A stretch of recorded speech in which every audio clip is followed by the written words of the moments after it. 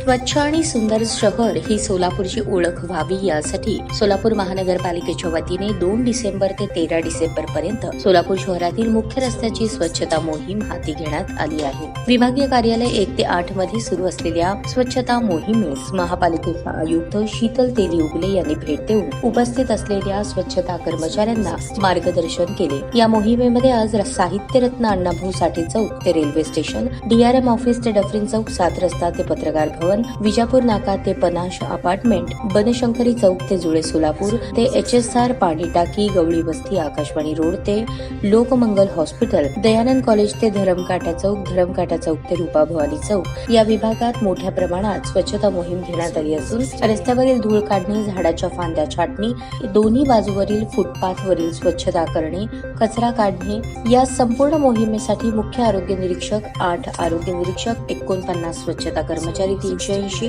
JCB, dumper, compactor, कचरा संकलन वाहने, पाण्याचे टँकर आदींसह अन्य अद्ययावत यंत्रणा कार्यान्वित होती। सदर मोहीम ही 13 डिसेंबर पर्यंत सुरू राहणार असून दिलेले नियंत्रणाधिकारी यांच्या अधिपत्याखाली रोज सकाळी 7 ते 10 या वेळेत शहरातील मुख्य रस्त्यावरील स्वच्छता मोहीम हाती घेण्यात येत आहे।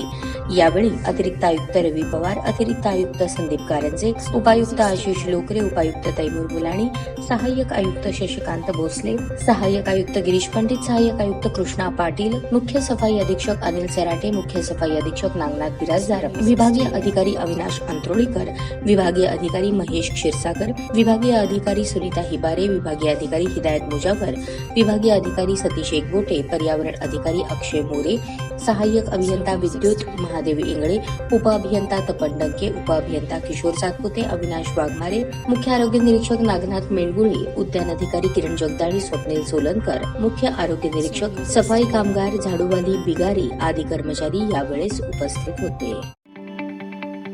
ताज्या बातम्या पाहण्यासाठी प्राईम महाराष्ट्र न्यूज चॅनलला सबस्क्राईब करा।